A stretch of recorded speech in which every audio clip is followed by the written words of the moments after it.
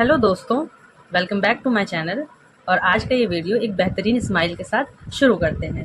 पिछले वीडियो में मैंने बता रखा था कि सिलाई करने से पहले हमको क्या आना चाहिए। तो सिलाई करने से पहले हमें सिलाई उधेड़ना आना चाहिए और कुछ हमारे सवाल हैं वो भी आते हैं हमारे मन में। तो आइए उनका उत्तर जानते हैं। पिछले वीडियो में मैंने कुछ सवाल बताए थे, जिनमें से पहला सवाल आप थंबनेल पर भी देख सकते हैं, जिसका आंसर यही है, जिसको हम प्री बेसिक कह सकते हैं। मैंने प्री बेसिक में 5 चीज़ें शामिल की हैं। ये लगती तो छोटी सी जानकारी है, पर बहुत बड़ा काम करती है।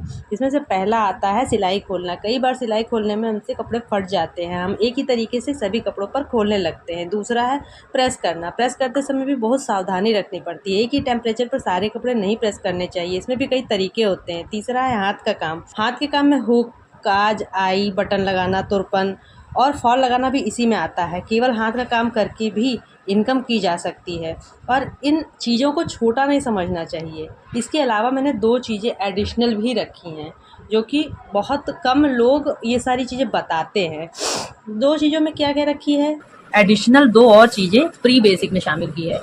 ये 3 चीज़ें तो हम लोगों ने पिछले देखा ही था, पिछला जो मैंने बताया था उसमें आपने देखा था। पर इन तीनों के अलावा मैंने 2 एडिशनल चीज़ें ऐड की हैं, जो आपको शुरुआत से लेके आखिर तक, जब आप बहुत बड़ा ऊंचाई तक जाते हैं, काम बहुत अच्छे से कर लेते हैं ऊंचे स्केल पर, तब भी ये दोनों चीज़ें हमें अपने साथ फॉलो करनी होती हैं। क्या है वो चीज़? ऑब्जर्वेशन, जिसको अवलोकन भी कह सकते हैं।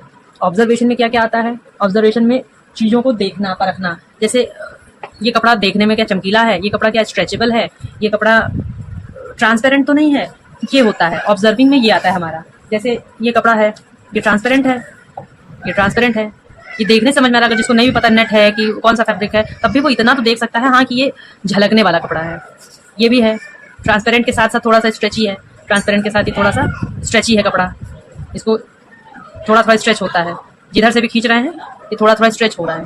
देखिए, इसको देख रहे हैं फ्रेंड्स, ये देखिए, इधर से खींच रहे हैं तब भी स्ट्रेच हो रहा है, इधर से खींच रहे हैं तब भी स्ट्रेच हो रहा है। तो ये स्ट्रेची कपड़ा है। तो हम ऑब्जर्वेशन में ये चीज़ें समझते हैं।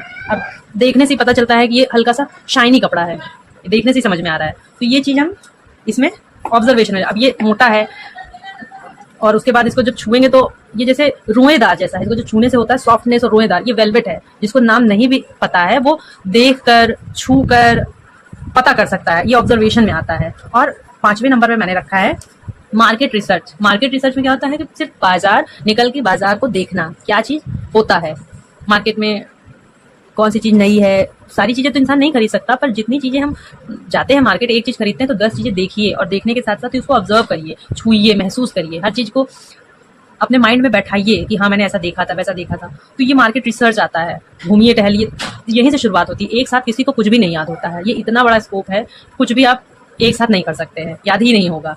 ये सारी चीज़ें प्री बेसिक में आती हैं। अब आयरनिंग में है कि आजकल मार्केट में आ गया है, आयरन के नीचे शीट लग जाती है, जिसकी वजह से कोई भी कपड़ा नहीं जलता। लेकिन जिसके पास नहीं है वो सारी चीज़ें, वो बेसिक से शुरू कर रहा है, बिल्कुल जीरो से शुरू कर रहा है, वो तो नॉर्मली घर में आयरन रखता है। तो उसके लिए ये जानना बहुत ज़रूरी है। सिलाई खोलने के लिए हमें क्या क्या चाहिए, कोई भी सिलाई खोलते हैं तो हमें ये है। और जिनके पास ये नहीं है सिम रिपर, वो पिन का भी उपयोग करते हैं, सुई का भी उपयोग करते हैं। और एक और है जो कि आपका हाथ है, ये भी कोई उपकरण से कम नहीं होता है। तो आइए हम देखते हैं कि कैसे हमको सिलाई खोलनी चाहिए। इसके लिए कुछ कपड़ों पे मैंने सिल के रखा है, सिलाई करके रखा है। ये सब देखने में तो अच्छे तो बहुत लगते हैं कपड़े, लेकिन जब सिलाई खोलने कुछ काम आ जाता है ना, तो रफली इन सब कपड़ों पे हम नहीं खोल सकते हैं। ये देखिए फ्रेंड्स, ये वेलवेट का कपड़ा है, ये वाला वेलवेट का। इसमें भी बहुत मुसीबत होती है अगर ब्लेड का इस्तेमाल कर दिया जाए तो इसको तो आप जानते ही हैं, ये कौन सा उपकरण है, सब पहचानते हैं।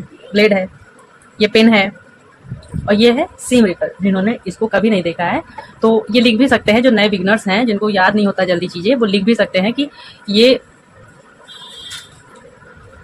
सीम रिपर है। इसको कहते हैं सीम रिपर, या थ्रेड ओपनर भी कह सकते हैं। तो इससे कैसे सिलाई खुलती है?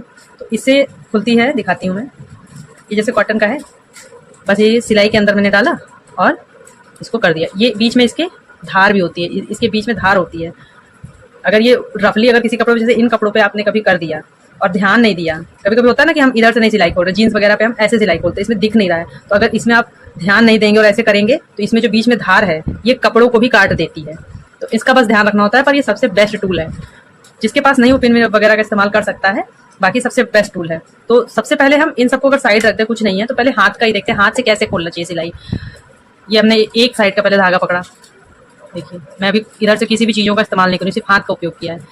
ऐसे खींचा, एक साइड से धागा तोड़ दिया। अब इधर से नहीं खोलना, अब अपोजिट साइड देखेंगे, अपोजिट साइड से हमको धागा खोलना है। ये देखिए कितनी आसानी से खुल गया, देख रहे हैं फ्रेंड्स, ये जल्दी खुल, एक बार इधर से एक बार इधर से खुलता है। लेकिन ये सिर्फ मजबूत कपड़ों में और मोटे कपड़ों में ही कार्यरत हो सकता है खींचने वाला, इस तरह जो मैं खींच के बता रही हूँ। नहीं तो बहुत सारे ऐसे कपड़े होते हैं, मुझसे खुद ये सारी गलतियां हो चुकी हैं, जिससे ऐसे ही इसी तरीकों से मैंने किया है, तो साड़ियों वगैरह पे फट जाता है। जैसे कि कभी किसी ने कह दिया कि ये देखिए फ्रेंड्स साड़ी है, इस पे खोलिए, तो इस पे जब खींचते हैं इस तरह से, जिस तरह से मैंने कॉटन पे बताया है, तो ये यहाँ से सिलाई धार से, उस धागे की धार से कट जाती है, इतनी सॉफ्ट होती है। तो हर जगह वो तरीका कार्यरत नहीं होता है, वो मजबूत कपड़ों पे ये जो तरीका मैंने बताया है, ये कॉटन पे या थोड़ा सा मोटा कपड़ा उस पे। अब मोटे कपड़े में भी जैसे इसमें पकड़ पा रहे हैं तो इसमें तो हम वैसे कर सकते हैं, लेकिन जैसे पकड़ नहीं हो रहा है, ये हम अगर इधर से पकड़ पा रहे हैं तो इस पे भी चल जाएगा, ऐसा नहीं मोटा कपड़ा है, लेकिन इस पे भी ध्यान देना होता है, किसी पे फटे नहीं, ये बहुत ध्यान देने की जरूरत है। इस पे हो जा रहा है, और किसी किसी में इतनी मजबूत होती नहीं है, होती है, तो ऐसे लोग खोलते हैं तो वेलवेट का कपड़ा भी फट जाता है, बहुत बार ऐसा होता है। वो ये तरीका जो मैंने बताया है, ये सिर्फ मोटे और कॉटन कपड़े पे होता है, और कॉटन भी बहुत पतला से यूज किया हुआ रफ हो गया, उसमें भी अगर आप ऐसे करके खींच के कर देंगे तो फट जाएगा। तो ये नॉर्मली सब ये तरीका जानते हैं, बहुत सारे लोग हैं जो शायद ये तरीका नहीं जानते होंगे, जो बिल्कुल शुरुआत कर रहे हैं, कुछ पता ही नहीं है। तो इस तरीके से हमारा खुल गया है। अब आते हैं हम दूसरे किसी कपड़े पे, जैसे ये कपड़ा है, ये ब्लेड से कैसे खोलते हैं। तो ब्लेड तो इन सब कपड़ों पे लगानी ही नहीं चाहिए। ब्लेड अगर ऐसे करके हम लगा देते हैं, कि ऐसे कई लोग खोलते हैं कि ये देखिए फ्रेंड्स, ये ऐसे लगा देते हैं कि इसमें जो दिख रहा है इसको देख के संभाल के करें, तो इससे कई बार होता है कि हमारा कपड़ा फट जाता है। यहाँ करो, बगल का कट जाता है, हमने ध्यान नहीं दिया, बगल का कट जाता है। तो मैं इसको ज़्यादा प्रेफर इस चीज़ को नहीं करती हूँ, बहुत रैंडमली, ये भी जीन्स वगैरह पे ही यूज़ करती हूँ, जीन्स की जब सिलाई उधेड़नी होती है तो। नहीं तो इस पे नहीं, इस पे सब, इन सब पे सबसे अच्छा तो यही है। और इस पे भी इसी तरह है, इस पे भी अगर आप खोल देंगे खींच कर तो ये भी डैमेज हो जाएगा। इसमें तो बहुत ही सावधानी रखनी होती है। ये कपड़ा और ये तो नेट है, ये कुछ और ही अलग ही टाइप का कपड़ा है, ये इम्पोर्टेड कुछ कपड़ा है, ये ना ही टिश्यू है ना ही नेट है, ये कुछ स्ट्रेचेबल टाइप का है, लेकिन अलग है, इम्पोर्टेड कपड़ा है। तो इस पे मेरे फट गया था। एक बार मैं इसी कपड़े को सिल रही थी, कुछ खोलना था, वो जरा सा कुछ 19-20 हुआ, वो इसमें फट गया। तो इन सब कपड़ों पे ध्यान देना होता है कि कैसे खोलें। अब इसको हटाते कभी, अभी देखिए फ्रेंड मेरी साड़ी है, ये इसमें तो आपको समझ में आ गया। अगर इन कपड़ों पे नहीं समझ में आया कि कौन से कपड़े पे और तरीका हमने नहीं बताया, तो जैसे पिन से करते हैं, जैसे इससे करते हैं वैसे ही पिन से, जिसके पास सीम रिपर नहीं है वो पिन और सुई का इस्तेमाल कर सकता है। तो यही सावधानियां होती हैं। और ये है फ्रेंड्स, ये इस पे जो है हमारा नॉर्मल स्टिच ऐसे से नहीं, रनिंग स्टिच नहीं है, इसमें तुरपन है। कई बार साड़ियों में तुरपन होता है, तो तुरपन अगर आप देखेंगे तो जो साड़ी का कपड़ा है उस पे बहुत ही छोटे तरीके से, बहुत ही कम रेशा लिया होता है। अगर इस पे हम वो थ्योरी अपनाएंगे कि ऐसे खींच दें, ऐसे करके खींचते जाएं खींचते जाएं खींचते जाएं और फिर तोड़ दें, इतना दूरी तक खींच गया, तो इसमें कई बार हमारा डैमेज हो जाता है साड़ी। अगर आपकी साड़ी अच्छी है, नहीं डैमेज हो पा रही है, तो कोई बात नहीं, आप कर सकते हैं, लेकिन कई बार हमारी साड़ियाँ या पतले कपड़े डैमेज हो जाते हैं। तो इसका बहुत ख्याल रखिए। जैसे हल्का से एक आप ध्यान दे पा रहे हैं कि नहीं पता नहीं, हल्का हल्का रेशा निकल जाता है इसमें, इस तरह से दिक्कत आती है, परेशानी आती है। तो इन सब चीज़ों का ध्यान रखना होता है। फ्रेंड्स आप भी बताइए, क्या आपसे भी सिलाई खोलने पर कपड़े फट जाते हैं, और किस तरह से कपड़े होते हैं जो आपको मुसीबत लगते हैं, किन कपड़ों पे आपको नहीं आते करने, तो हमें कमेंट में बताइए। और मेरे साथ जुड़े रहिए ऐसे ही बेहतरीन फिनिशिंग के साथ सिलाई सीखने के लिए। तो